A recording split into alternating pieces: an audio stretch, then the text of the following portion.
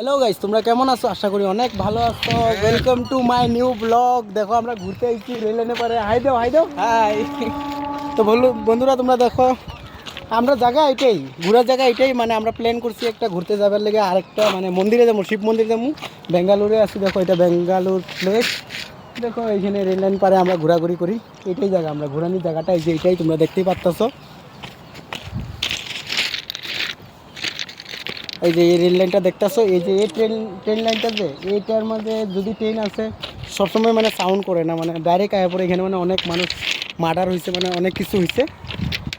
আর এটার মাঝে সাউন্ড করে, মানে হরন মারে আছে, কিন্তু এটার মাঝে বহুত রিস্ক আছে। ট্রেন মাঝে মাঝে এভাবেই চলে যায়, তো তোমরা দেখতেই পাচ্ছ।